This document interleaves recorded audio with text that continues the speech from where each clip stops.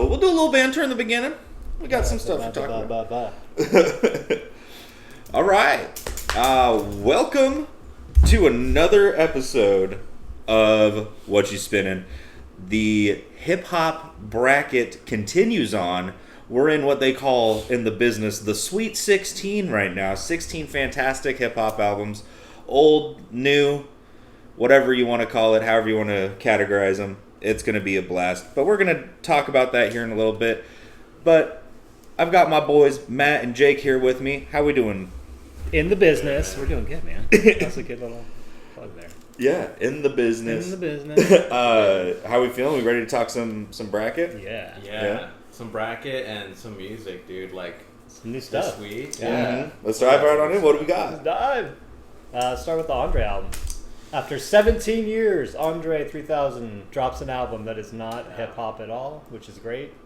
Very instrumental heavy and very flute heavy and very... What the fuck was that, man? Very different. lots of people have their reactions. I saw a skit with Leslie Jones from SNL where she was like on the Daily Show doing her thing and she blew up. I don't know if you saw that. No. But she was like, y'all turning Andre into Jethro Tull. Oh my god. God damn it.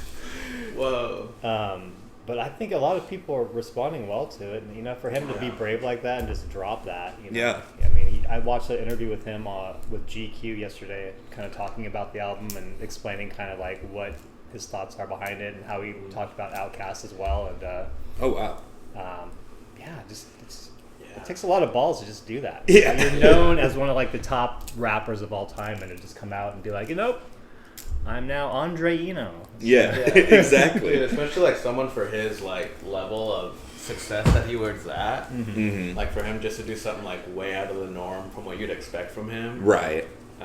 Is nuts. Yeah. It's definitely very strange, very weird. Yeah. I feel like people will either love it or they'll hate it. Yeah. Like I haven't looked at the reviews. I'm still listening to it very Right. much. But from what it is, it's really crazy, and I like that it's out there, especially for rap. Like rappers, like if you think about them, if they're doing something solo, they'll kind of do not as experimental like that. They'll keep it kind of still in hip hop. Yeah. I guess like one example, like Lil Yachty, like when you think of him, you like his music is, not that it's for hip hop. It's not that great, but he did do like an experimental album like 2 or 3 months ago. This year, I forget when it was. But it was pretty good. It was like kind of like indie music that he was doing. But for Andre to do just like an instrumental and then like a flute, it's fucking.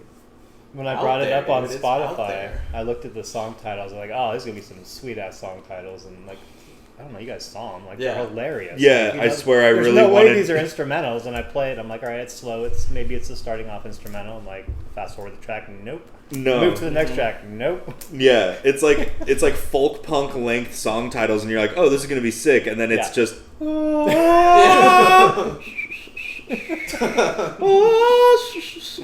Just like the craziest shit. I don't understand. And I think that the way it's great music. Like, it's fantastic. It literally just reminded me of when we were listening to Eno driving home from Portland. Like, I was like, oh, this is like same shit. Like, hell yeah, shout out Andre. And the fact that he just did it out of nowhere, I think, is really kind of saving his ass. Because if he did all of this hype, like, I'm coming out with an album, blah, blah, blah, the best out, if he did all of this hype and promotion for it and then put this out, the streets would be on fire right now. Like, the like hip hop fans would be in fucking shambles right now. But the fact that he just didn't say shit about it, just dropped it, is, I think, also pretty tight, because it's like, oh, thank God he did it that way, because if he wouldn't, he'd be getting fucking lambasted right now. But it is so interesting, and like, shouts out to him for doing it, because it's ballsy as hell. It's like, god damn, dude. And it's hella fucking ambient, dude. Yeah, I didn't even know he was into that. In that interview I watched last night, he was talking about, not Brian Eno specifically, but Steve Reich and Terry Riley, which are like way avant-garde, experimental even before, and just like Andre's got a very vast collection of music in his mind, and for him to do this is pretty cool. We knew he was kooky. Yeah. Dude, no, for sure. But this is like, I don't know, it's not like crazy, but it is more than it is like just very like out there. He's like an experimenter, and you could still tell. And he said, I did watch that interview too. Did you? I like that you hear him speak, and he's like very kind of like open about it, and he's doing laundry in the laundromat. It's like super casual. He does that like, normally. Yeah. What the fuck? Yeah, he's like, this is how I connect with people, What the fuck? Like he's so casual really cool. about it, and he's not like super over the top with like he just is like a cool dude. Like and he says that in the interview too. Like he's like just goes there to do laundry. He'll like play in the there's an alley there that he'll just like take his flute and just play, and he like played a little bit. So yeah, dude, it's kind of nuts, but it's just something that he was like, hey, I like this. I'm gonna put this out there, and it's it's awesome, but it's just hilarious. It's like hilarious to think about, like, my baby don't mess up. Yeah.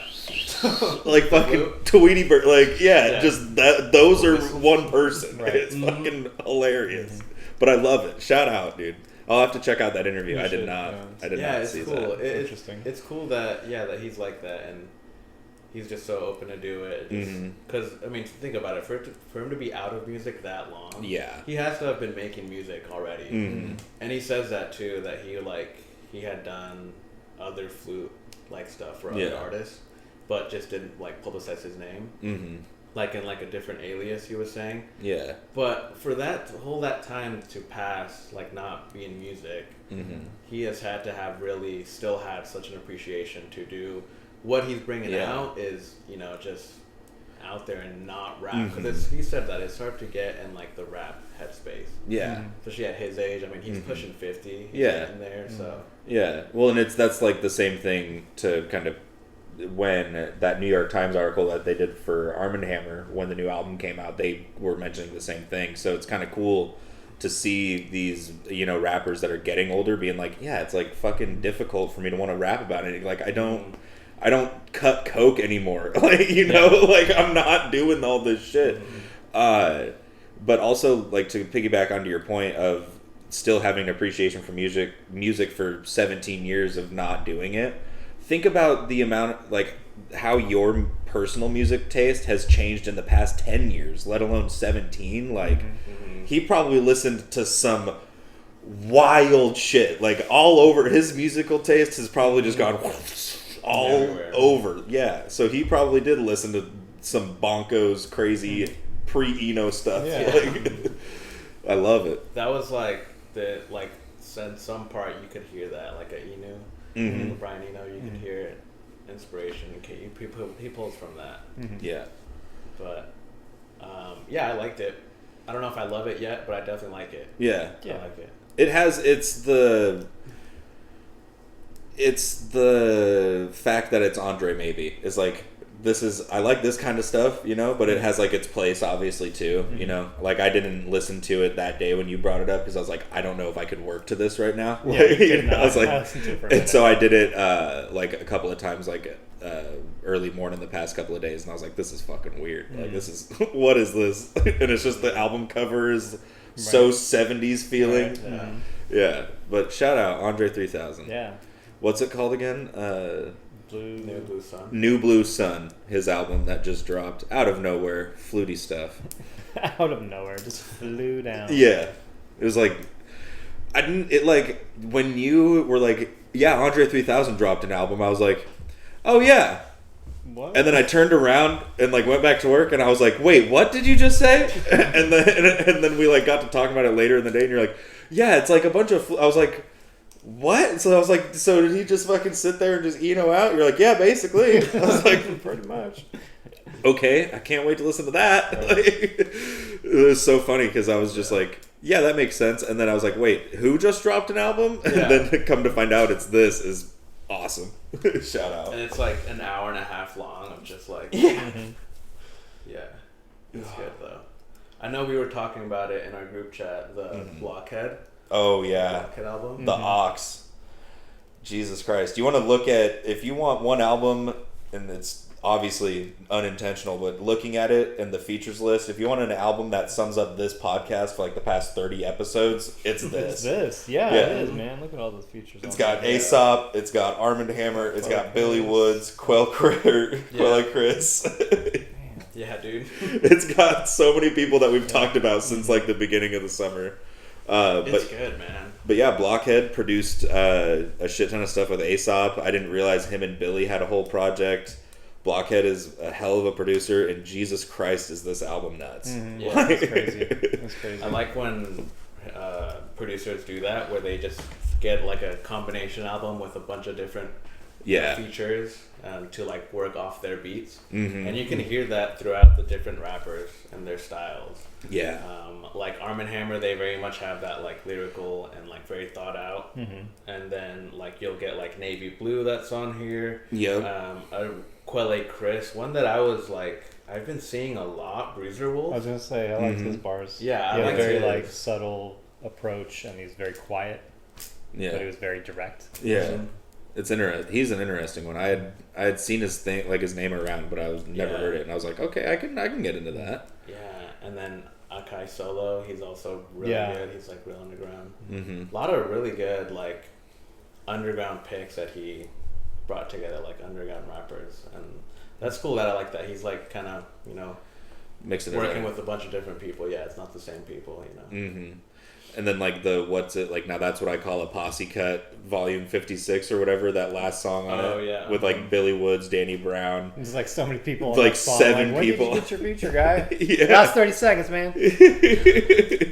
But that song Mississippi, that's such a good one. Great song, man. Throw back to Nina.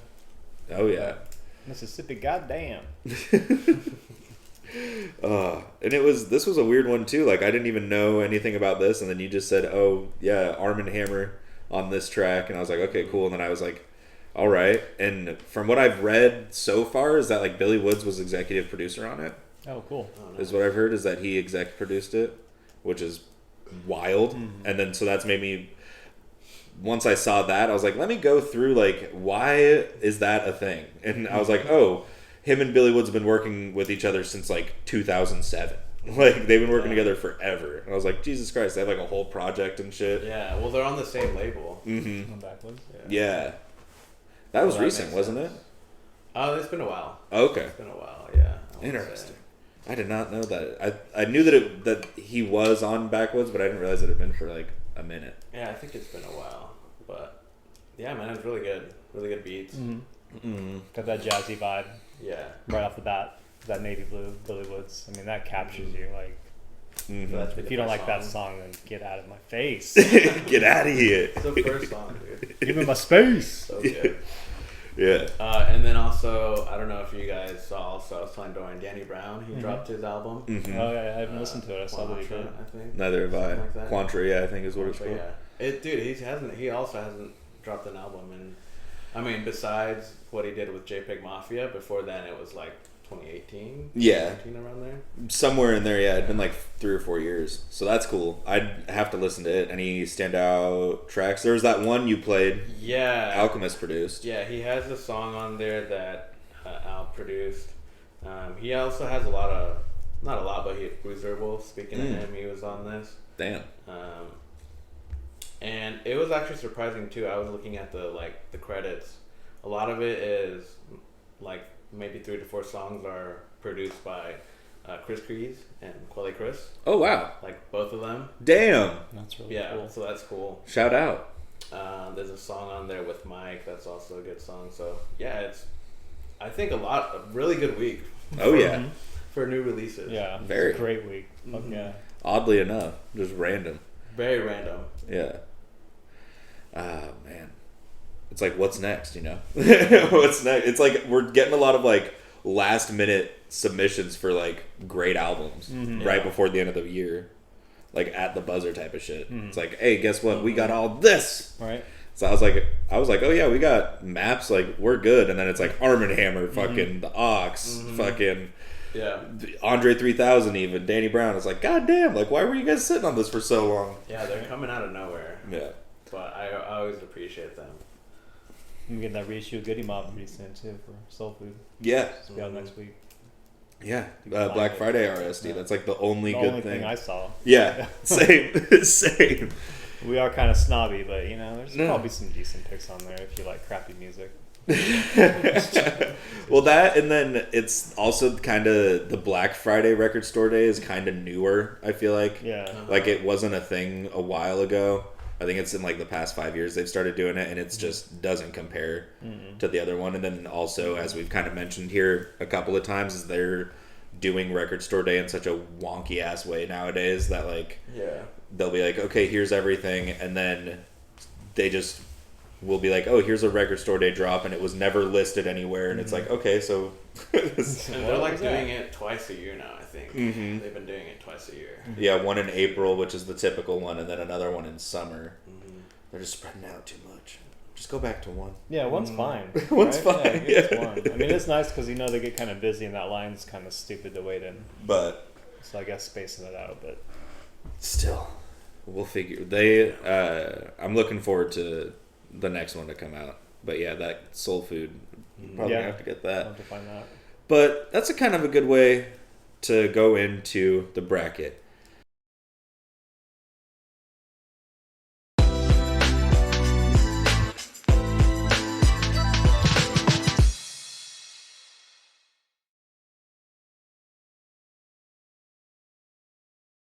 Shall we, boys? Let's do it. All Come right. on in. Sorry. Okay. Let's do a little quick bracket recap.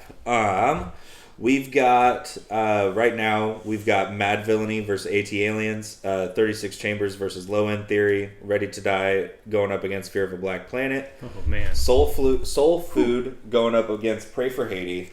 That's on the left side of our bracket. And then in the right-hand side, we've got 3 Feet High and Rising going up against Haram. Good Kid, Mad City versus The Score. 3001 A Laced Odyssey going up against All Eyes on Me. And then Black on Both Sides going up against Wrath of the Math. Strong side, left side. Yeah, Go. dude, it's gonna be tough. It's gonna be bananas. How do we feel about it, boys? We still into this bracket? We still having a good time? Yes. Hell yeah. It's gonna be a fun day today. Breaking it back down. Yep. I am just gonna say I'm probably gonna surprise on some of my things I pushed through today. Oh, really? Y'all might be surprised. Just saying. Okay. Right. But that being said, do we have any thoughts, prayers before we get into this? No? No. Let's do it. All right. First up, we've got my pick of 2004's Madlib and MF Doom collab album Madvillainy by Madvillainy. Going up against Jake. It's Outkast, ATLiens, 96. It's gonna be that year. 96.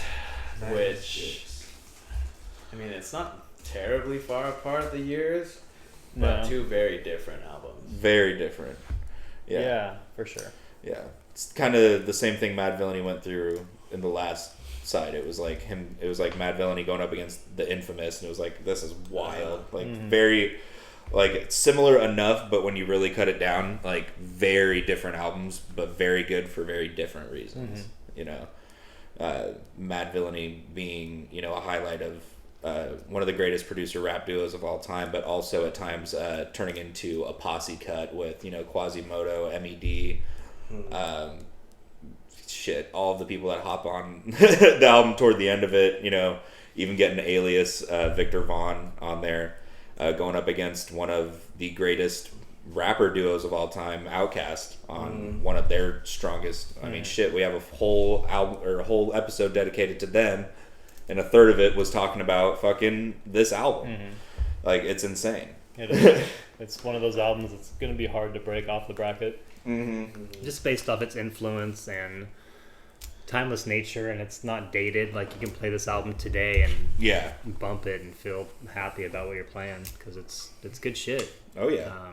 And it's not really comparable to anything on this bracket, I think. Just because it's, you know, it's that first full-fledged on the board Southern rap. We're here. This is us. Getting everybody involved. You know, Dungeon Family, all that stuff. You know, those guys are all great. Yes. It's crazy too because this is the second time now that we have Madvillainy going up against like an old school you can consider rap album, and it's the fact that Madvillainy can hold and like fight against that because when you think about like older like rap albums in the 2000s, they don't really compare to the stuff in the 90s. Right. I feel like, because 90s is so much more raw, so much more like just in your face hip hop, like just beats and rapping. But with Madvillainy, it's like so much more experimental with what it was doing, and it kind of is like, I guess, the upbringing of underground, you could say, and experimental music, especially for Doom.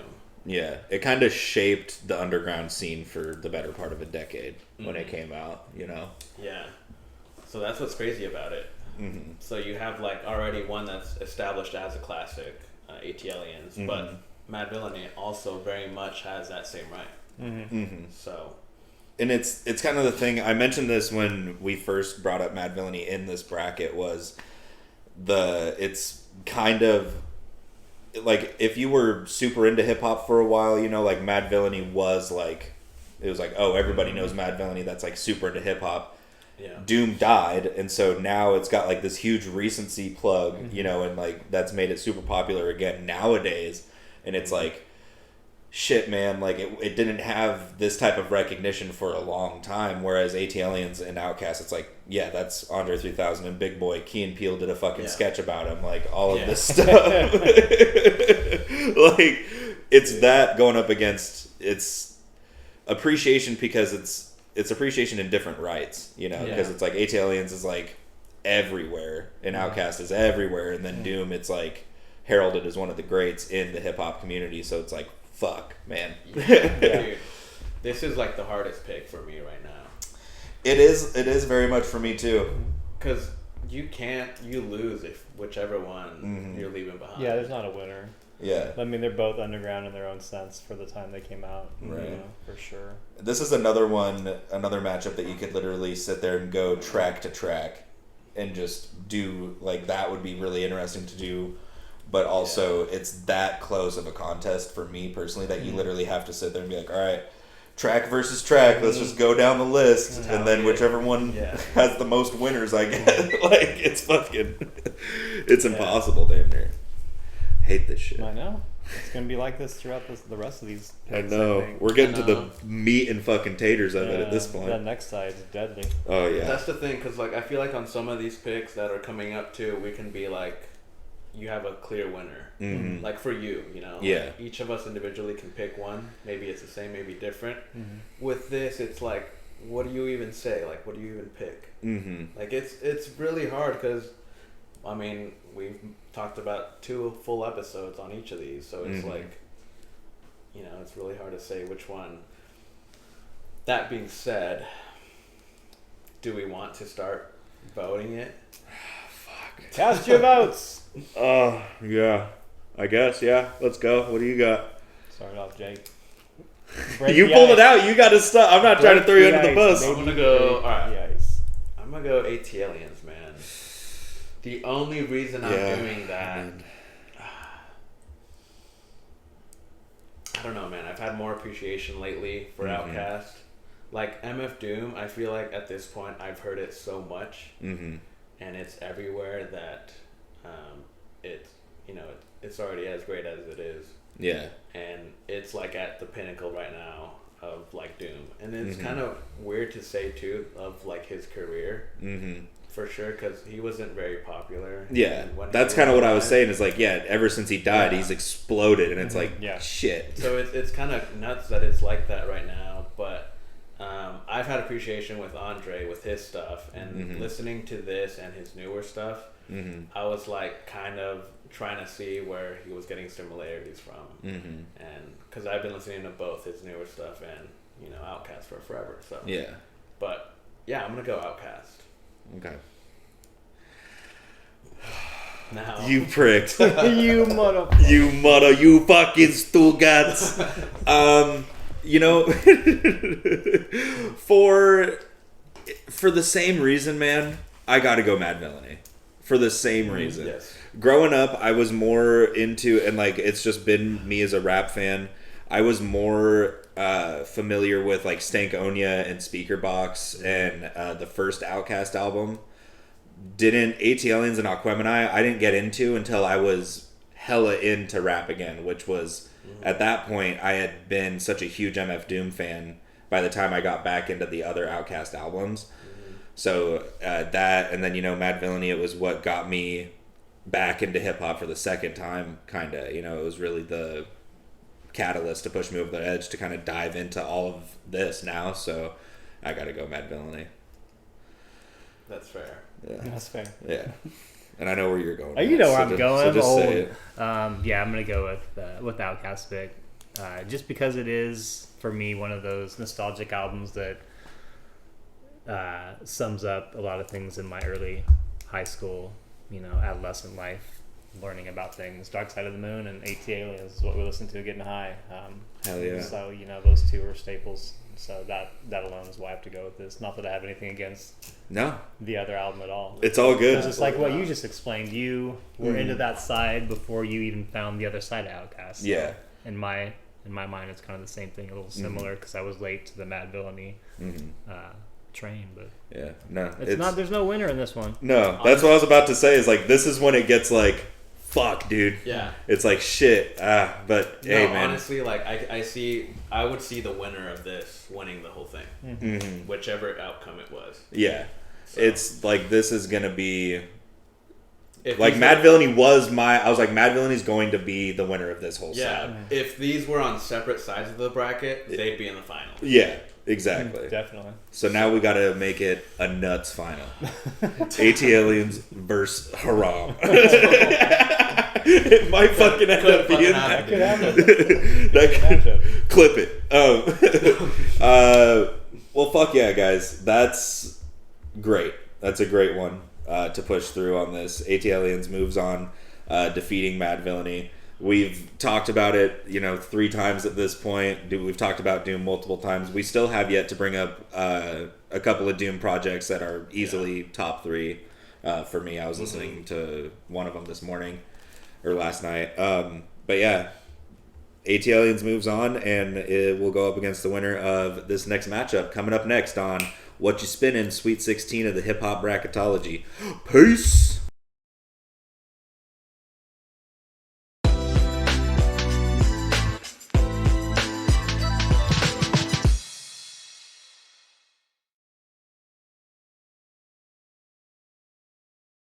What up, juggalos and juggalettes? It's time for the next matchup here on the Whatchu Spinnin Sweet 16 Hip Hop Bracketology.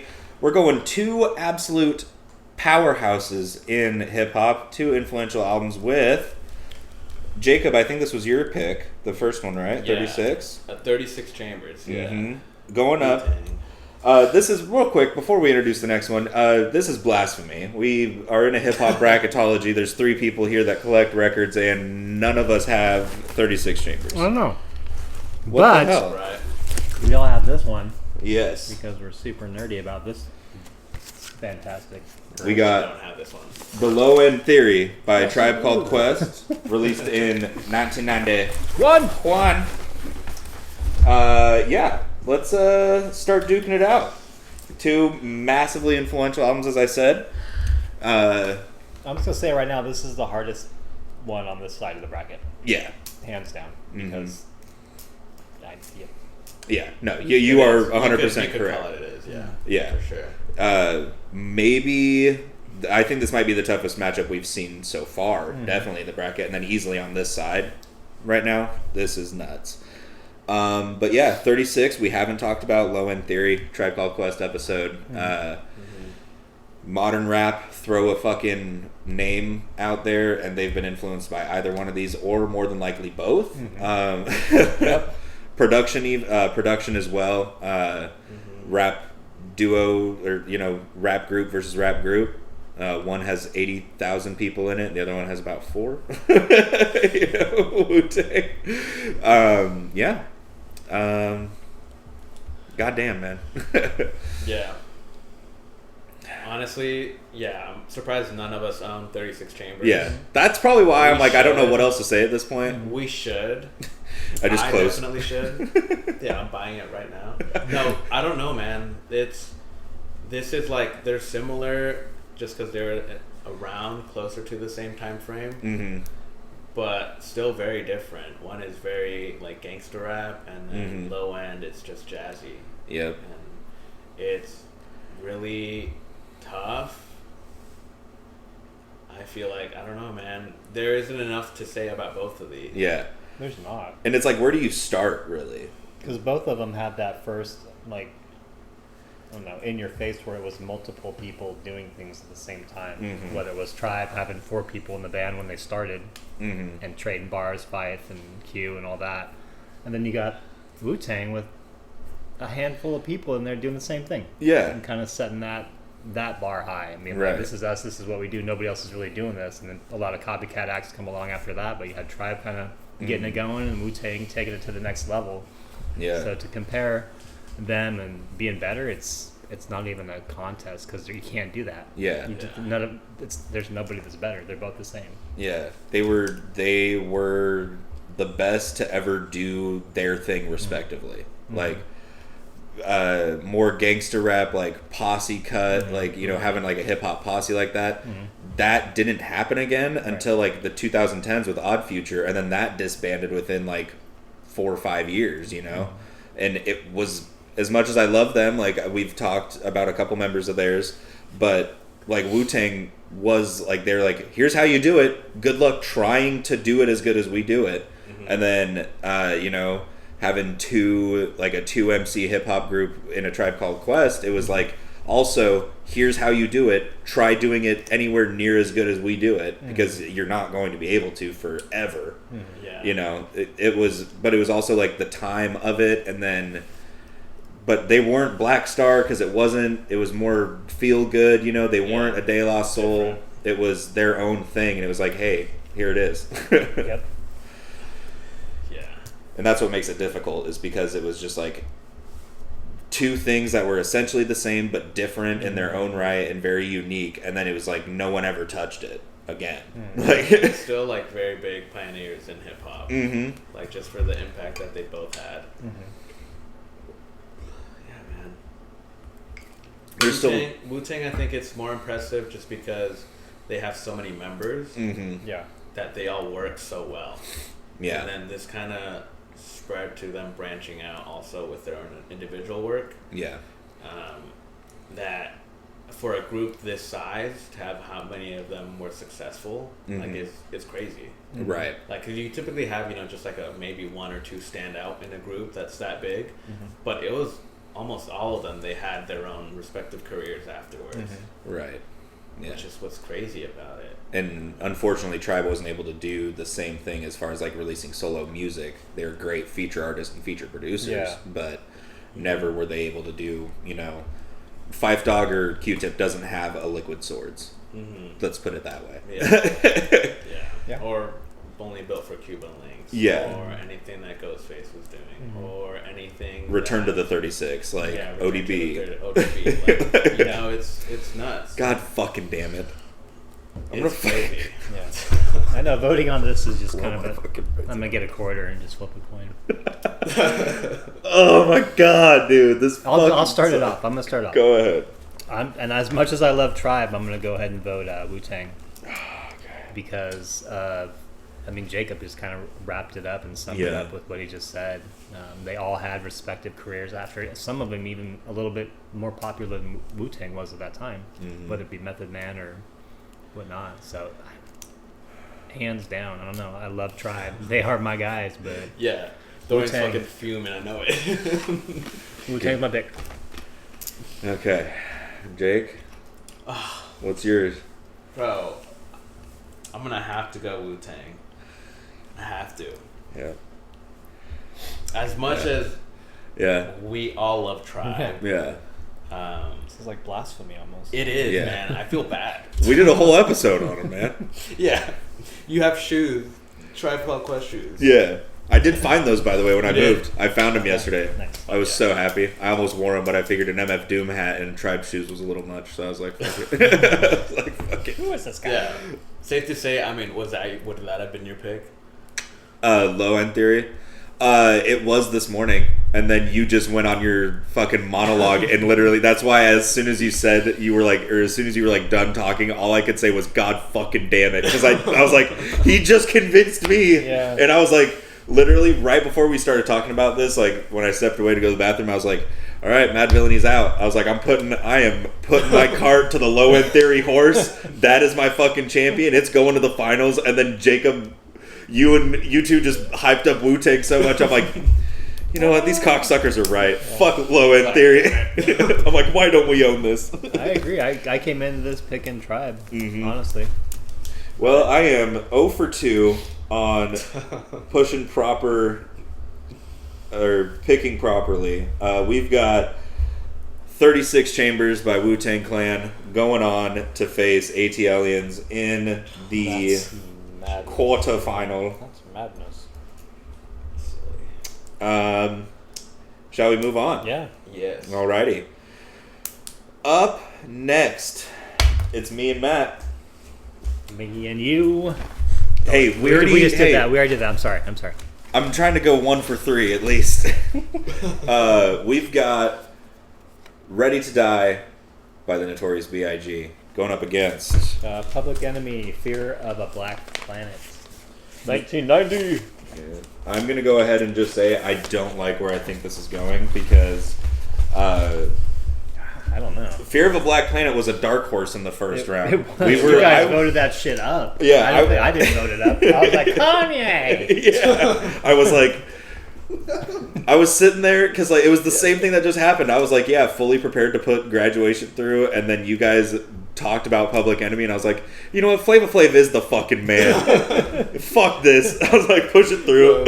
But yeah, boy. Yeah.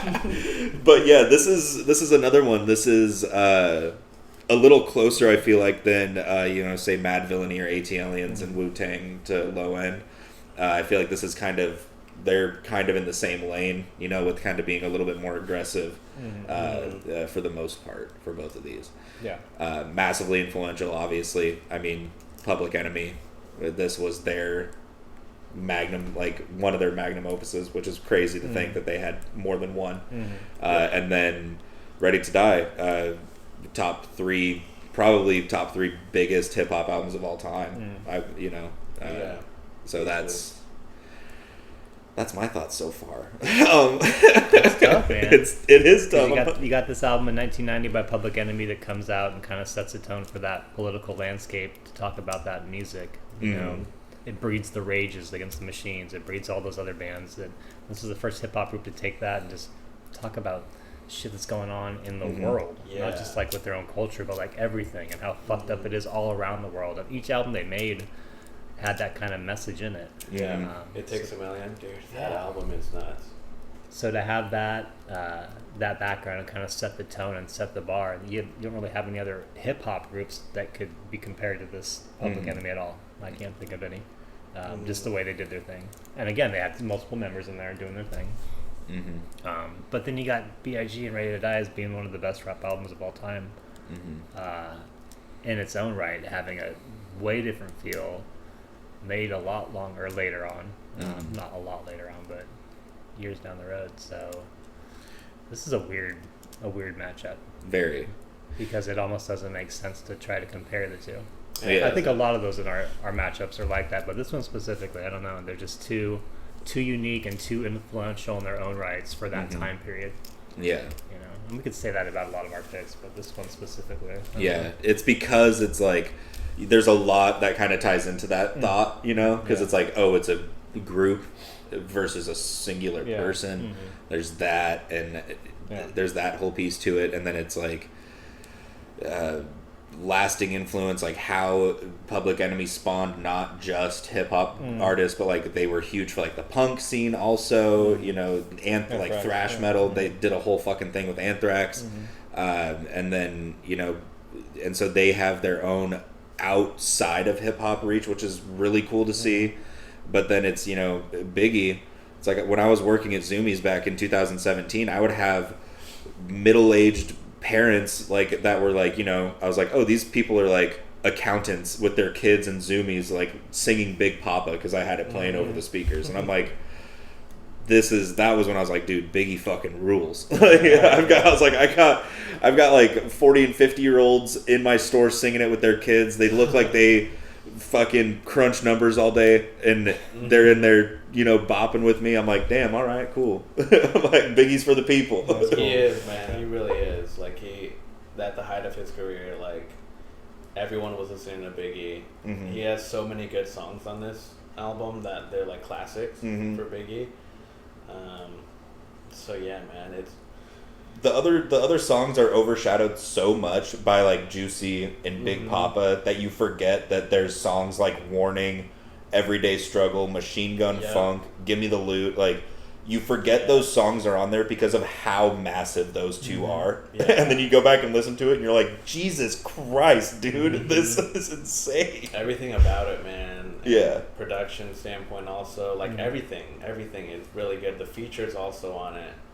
Having DJ Premier produce a couple tracks on it, like just what he was doing, man, it's crazy.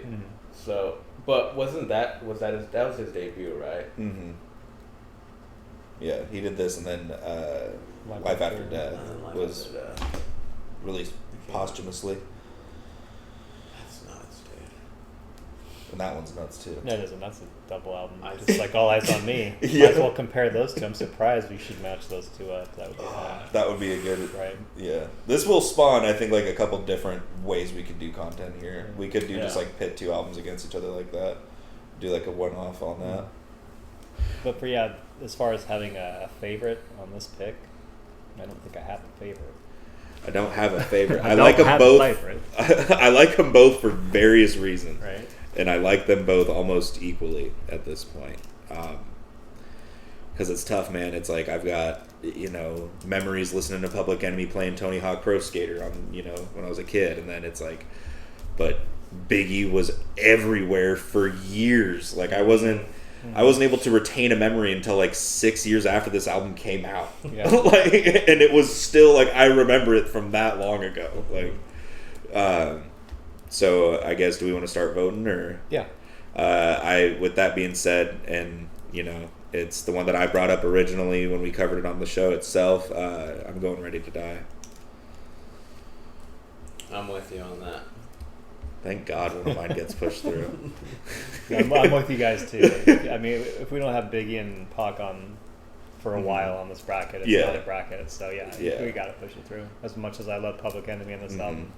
Hey, shout out Public Enemy. Like I said when we started talking about this, it was a dark horse. Yeah. It beat one that I think all of us, like we said, went into that like Graduation's a sure lock. Like, shout out Public Enemy, but Graduation's moving through, and then we all surprised each other by pushing that through.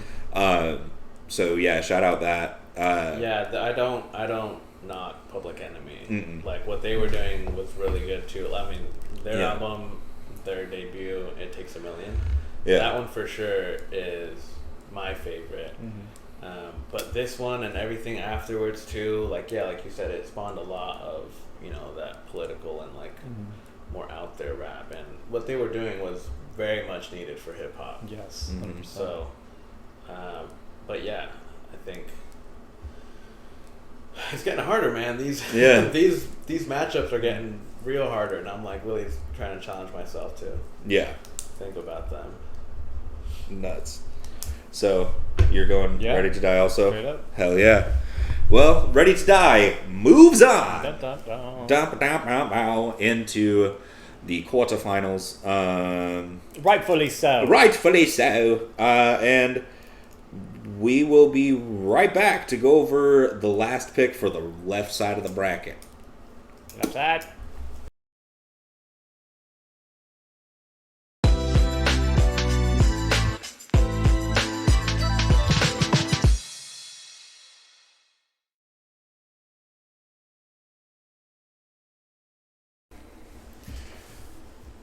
Well, it's the last matchup for the left-hand side.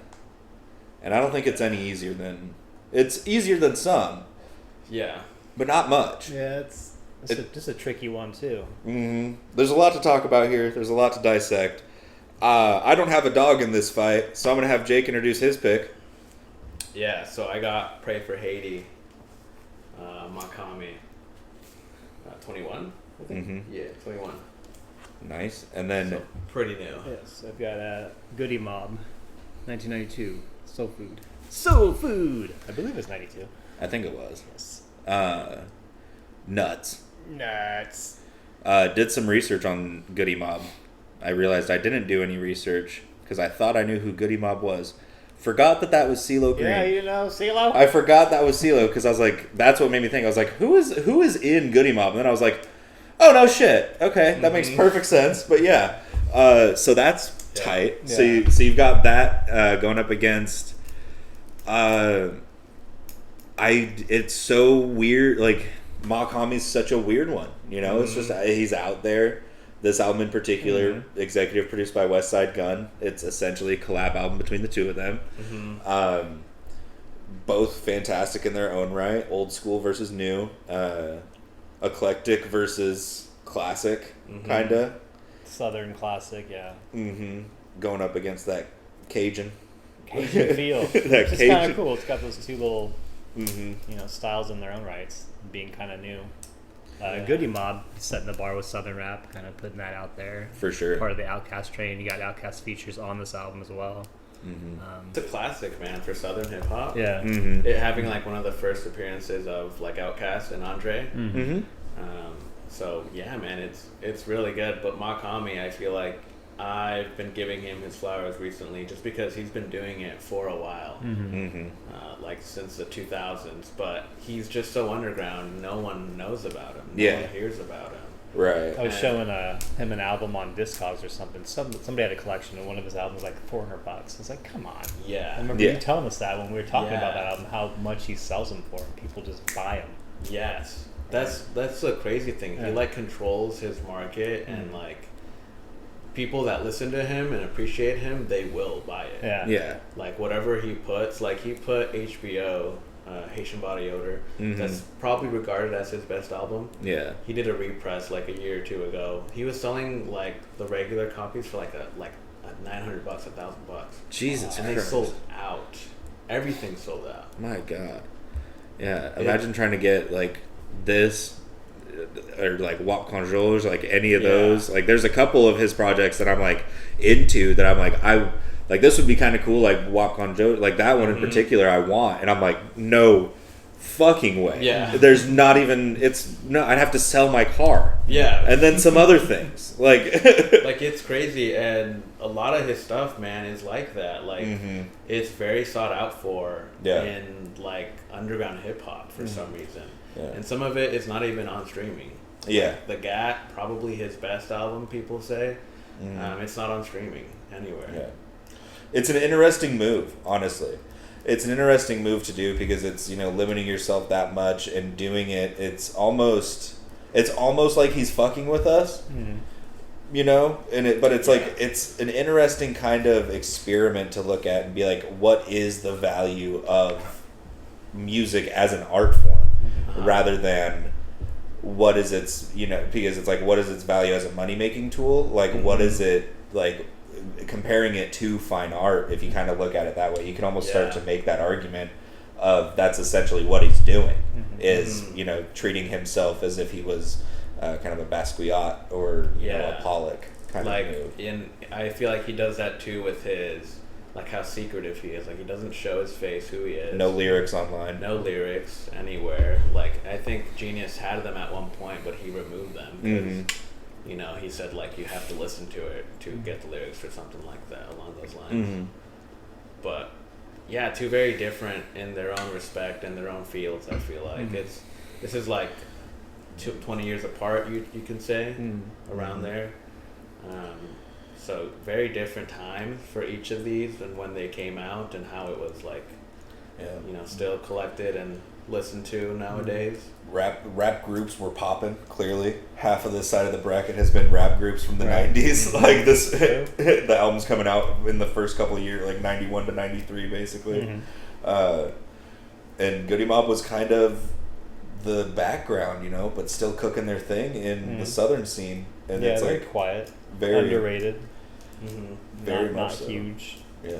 Well, I mean, CeeLo didn't get CeeLo exploded past, surpassed his Goody Mob career essentially, big time. Which is wild. And then you listen to this and you're like, damn, dude, like CeeLo's gone viral 4 different times. Gnarls Barkley himself, Goody Mob, fucking Jesus, dude. It's talent, dude. Talent sticks with him. And Goody Mob, they were full of talent. Like all their music that they were doing. And the name for this album, Soul Food, fits. You know, the song Soul Food is, you know, the references to soul food and their favorite dishes is hilarious. But then, like, it does have that feel. It's like, it's just like comfort food. You know, it's like, this is just solid, straight up solid Southern rap. Yeah. It is like a time capsule for that area of the country and during this time. You know, it's pretty sweet. Yeah. Shall that we? Being said, shall we? Yeah. Okay. We shall. I'll go first. Do it. I'm pushing through Pray for Haiti. I'm going through Pray for Haiti on this one. Look at you. Yeah. Look at you. I'm just going to pray for Haiti. No, when we first did this matchup, or you know, when we first brought this side of the bracket up, and you know, we talked soul food, I got hella into that album that time. This past week in particular, I've gone back to Pray for Haiti a ton, you know, and just been like, damn, dude, this is actually, I like it a lot more now than I did when we first covered it.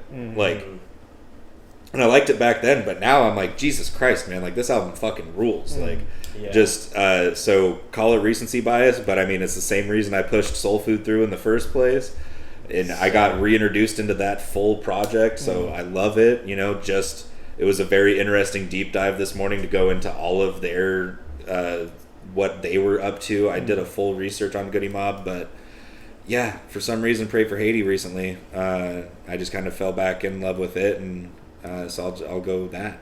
Cool. Jake? Pray for Haiti, man. I brought it up for a reason. I do feel like it's a good start to his discography because it's so like much newer and feels fresh. Yeah. The production on it, I mean, you have Conductor Williams, a bunch of Denny LaFleur, like these guys that are still also underground but work a lot with Westside Gunn and m.a.a.d. And yeah, everything to it, his rapping styles, I really do think he is a very, very good rapper. Like, listen to his first mixtape on Spotify. It's like, it came out in like 2007 or 11 or something, but it's just like fundamental hip hop. Damn. So he has that, and then he goes into the more experimental beats, like, just opens it up to a whole new level. So I'm going m.a.a.d. Hell yeah. Nice. And I assume Soul Food. You giving it the pity vote? Yeah, no, I'm gonna give it the vote just because it's for me one of those staples for that era of hip hop. I mean, yeah, I thought I was like, ooh, I was even in the boat this morning before I sat down and like did my version of like, all right, let's progress. I was like, as much as I'm getting into Pray for Haiti again, like I'm still probably gonna do Soul Food, and then I listened to like half of them today, and I was like, It's tough. I think either way, the next step up in the bracket. Pray for Haiti's getting fucking decimated. Yeah. Whatever. It's like when we did. Both of these had a good run. You know, they would have. Anywhere else, but it's over. Yeah, it's like me bringing Isaiah Rashad to a Tupac fight. I got decimated. I got fucking crushed last time. But hell yeah, that concludes this side of the Sweet 16 for the Whatchu Spinnin hip hop bracket. Let's physically flip it over and go to the next side with Matt's pick of what you got? How high is the waterfall? Got De La Soul 3 feet high and rising. Boom. Ba-boom. Yes. Whoa. And this is gonna be nuts.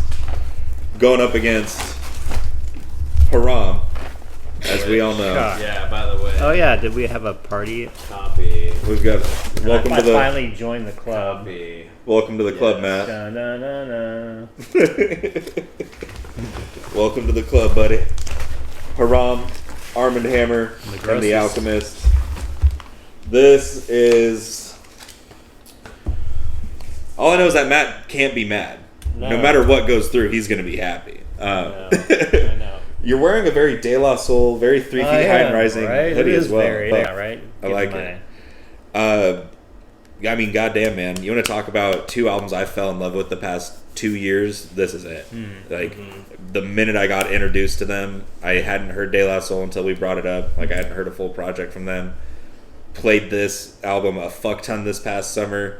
And then Haram, I had heard maybe one time before I bought it off of Jake, and I was like, there's enough good songs on there that I was like, all right, cool. And then I listened to it like the day before I bought it from you, and I was like, no, this is one of the best albums of all fucking time in Haram. So that being said, let's dive right on into it. What do we got?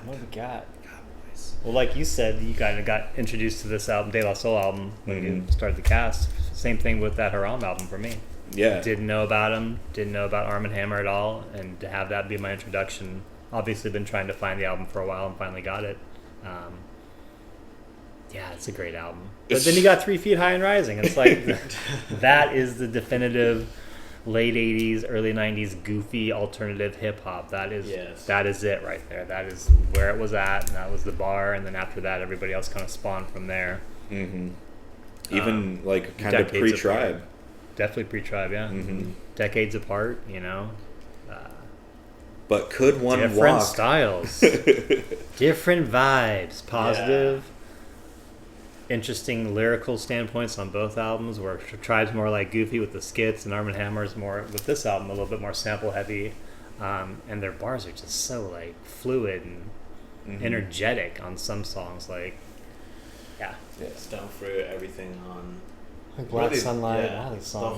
The whole thing, man. This is really tough because 3 Feet High. Yeah, when you brought it up, I had heard of De La Soul too, but not this full album. Just like 1 or 2 songs on it, but it really did make me love that style of hip hop again. Yeah, like I feel like when you're introduced to hip hop, you kind of lean more towards this style, like you know, with De La Soul, with Tribe. And I was like listening a lot more to like East Coast, like you know, gangster rap and all this other stuff. But this like revoked like my love for that type of style of hip hop, and it's very much like that, super vibrant, super happy, uplifting.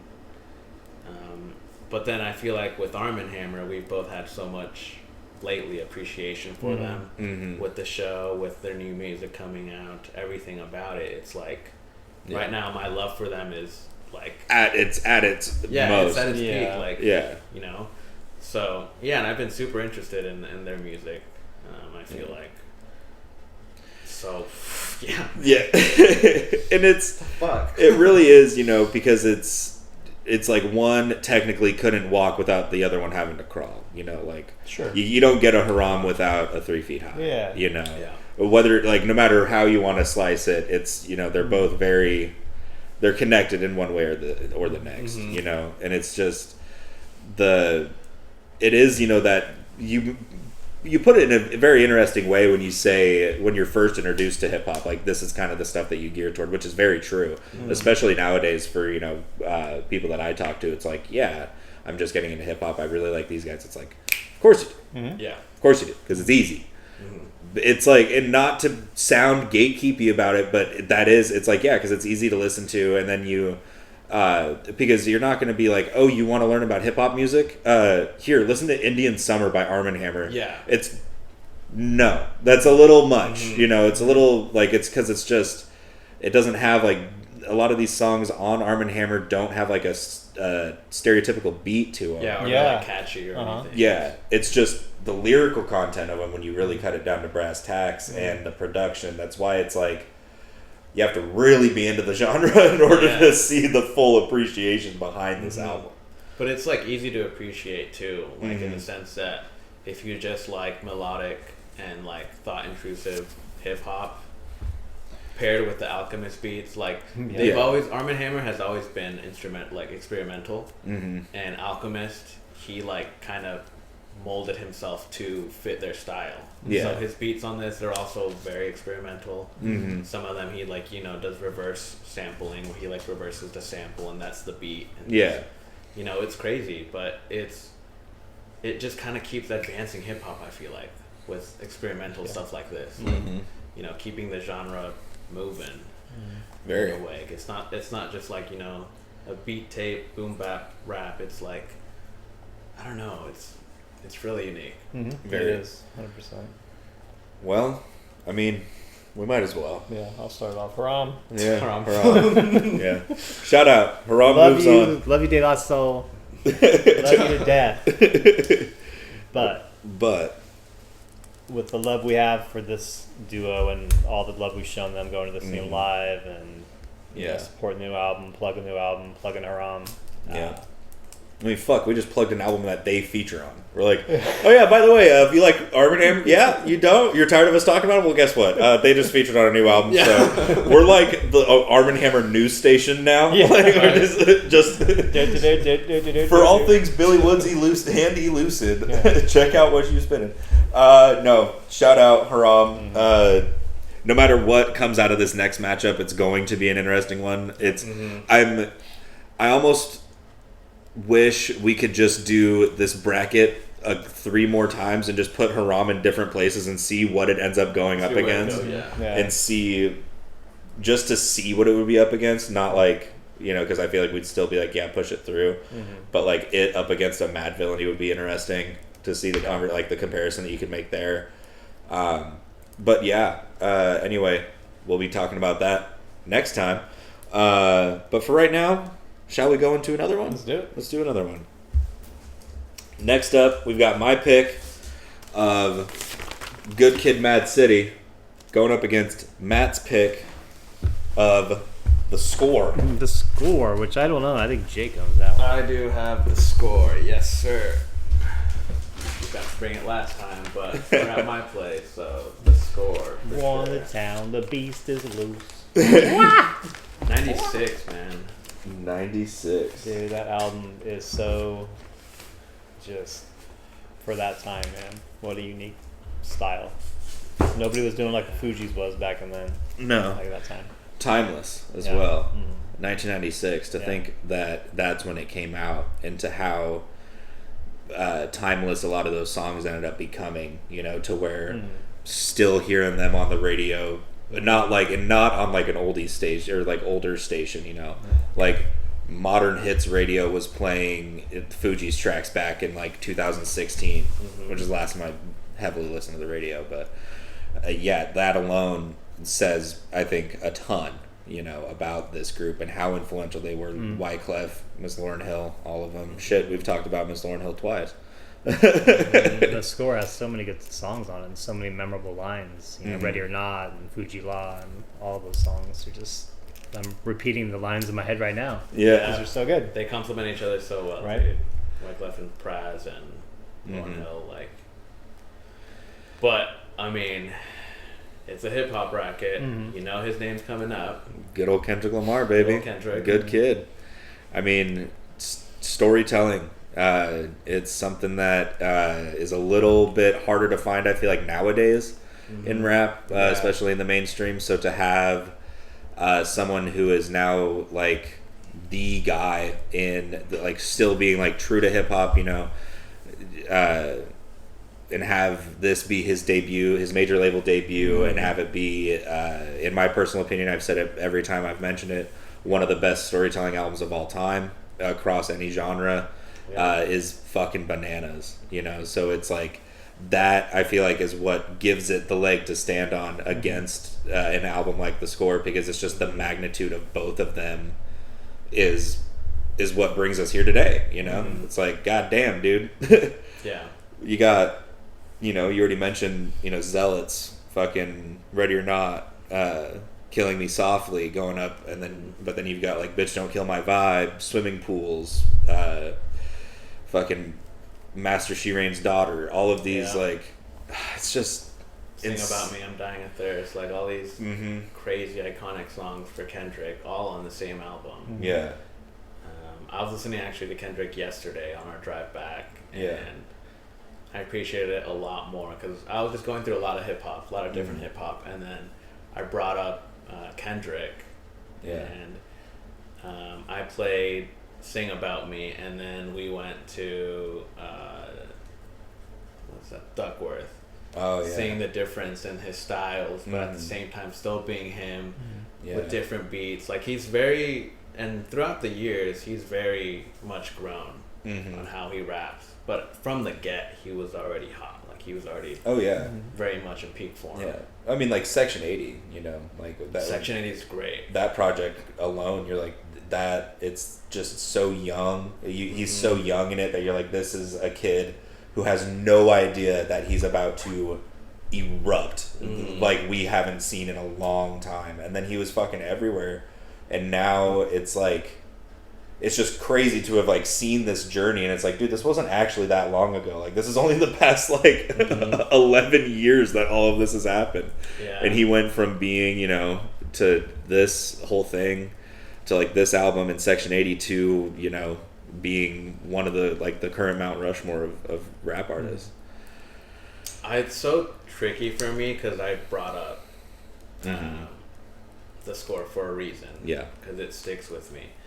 But something about Kendrick, seeing it in live time for me, because I was very much not around for the score, the Fugees. Yeah. But if I was, I think I would have appreciated it a lot more. Right. But this is like our day and age Kendrick. Like he is our hip hop right now. So, yeah, man, I don't know. Are you starting the vote? That being said, do we want to start? I mean, I don't know. Do you guys have other stuff? I think we could start. Yeah, I think we could. Yeah, I think we should. I'll go first. I'll go Kendrick. Okay. I'll go. I will stand on that with Kendrick. I feel like he deserves it. We're talking about hip hop. He has to be in the conversation, right. And it's cool too seeing a lot of our picks. Actually, they're like group related. Yeah, like they're group, trios, multiple duos. But for you to be able to do it solo, right, for such a long time as he has, and still be great, I think that's why he gets my vote. For sure, absolutely. Matt, I'm going the score. Just I think it's a generational thing, and for me, I just remember this album and the Fuji Law video in my bedroom in junior high school, seeing it like midnight for the first time. You're like, what the fuck is this? And buying the album the next day and feeling like I was the only one in my whole town that knew this band, pumping that shit all day long. So yeah, that's nuts to think about that you were like one of the only people when this came out where you live, just like, what's up? And everybody's like, what are you doing? You're like, what are you doing? Driving through the high school parking lot, bumping the Fuji Law. Oh yeah. Oh man. God damn it. Camera's turned to Dorian. Yeah. Give me where's my camera? Yeah. Where's my camera? Oh, right there. This camera. Tell him what you're doing. Fucking hot. Shut up. Fucking hot ones. God damn it.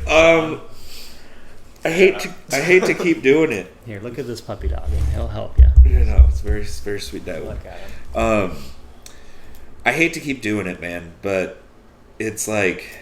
Just do it. The score is great, but Good Kid, Mad City is, again, it's just... I did not see that. No? No. I felt it. Yeah. I want to pick the score so bad. There's a part of me that wants to pick it so bad, but I gotta go Good Kid. I'm the one that brought it up when we first did the episode. Makes sense. Back on episode 5, I put it in the bracket. It was also kind of... I put a lot of albums in here that were like, got me back into rap music, and this was, again, another catalyst for that. So I gotta go with this. Groovy. There it is. I love you. I love you. I love you. We know what's happening here in a minute, though, so don't worry. This next section can be super long if you want it to, or 30 seconds. Yeah.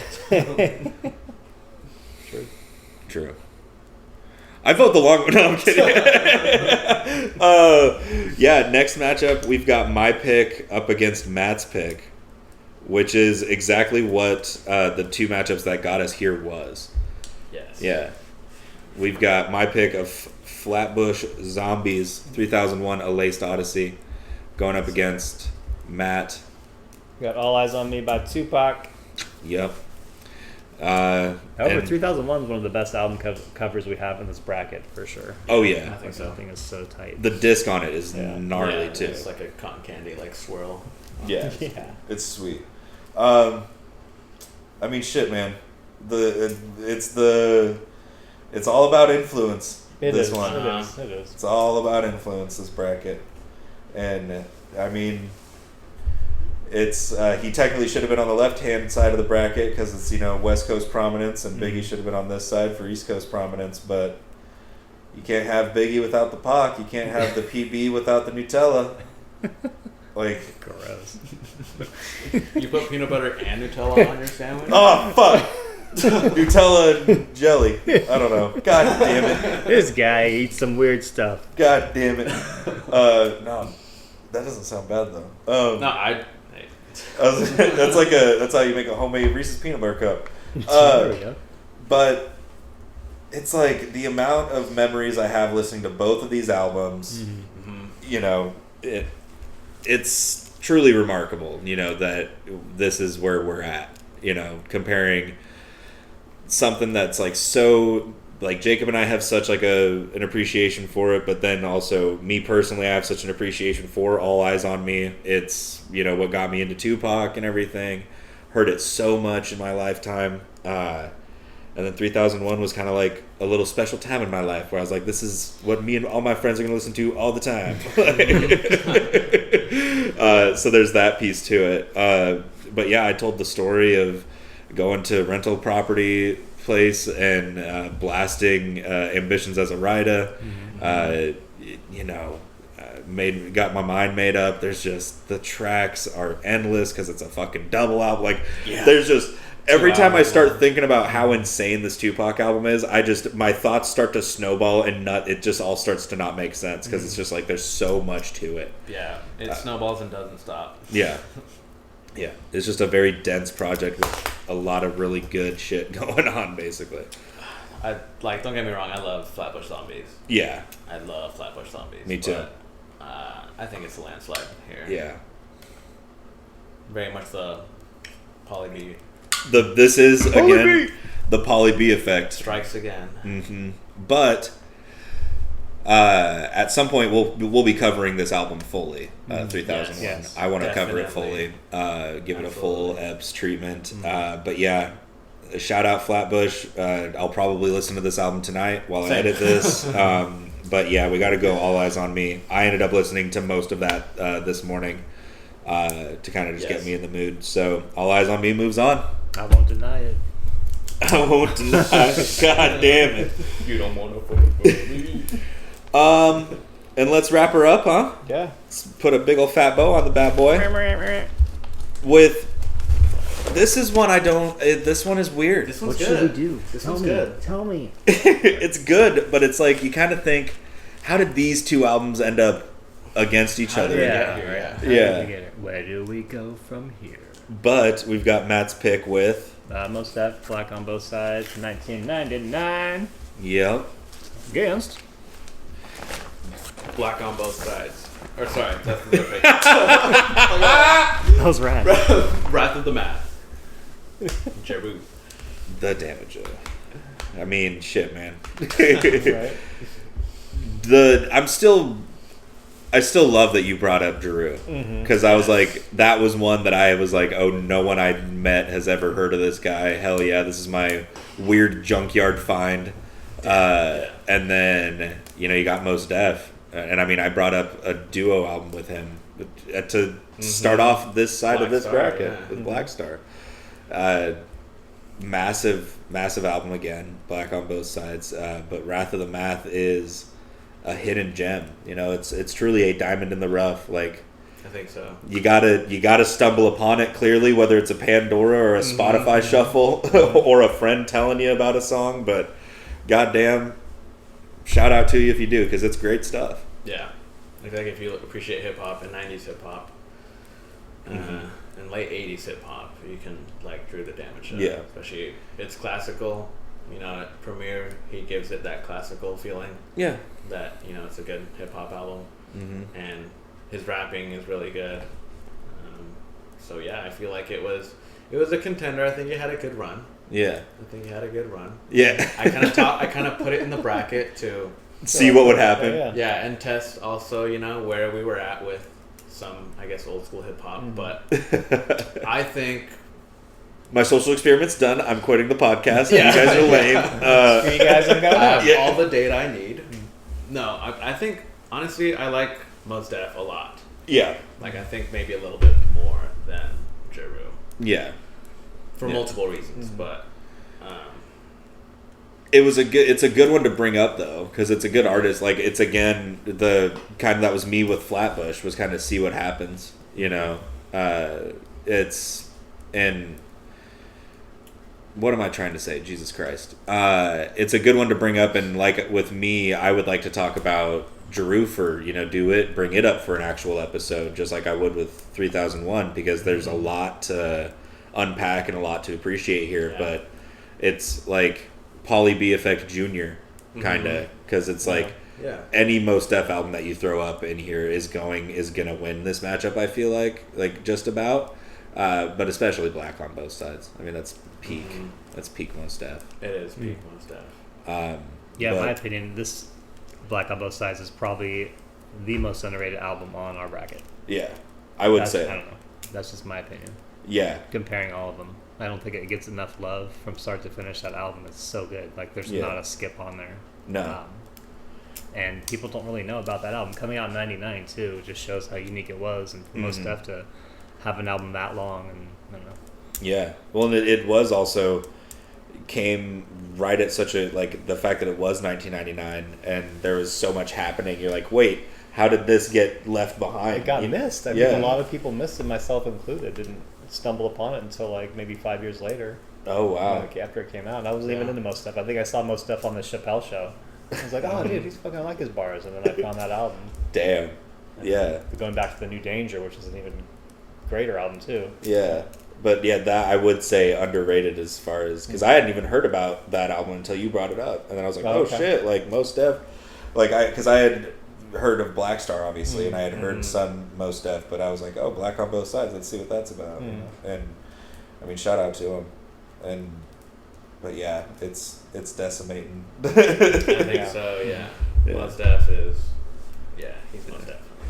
Come on now. But shout out Jeru. Very interesting stuff. The album cover for it as well, like him in like the weird it's like posing. Yeah, the like Chinese monk outfit or whatever it looks like. It's like the big sleeves and the it's like the writing.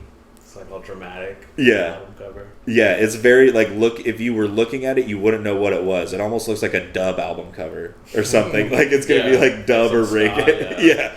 But no, that's why I was like, this is such an interesting matchup, because like, how did we get here? Like Mos Def versus Jeru.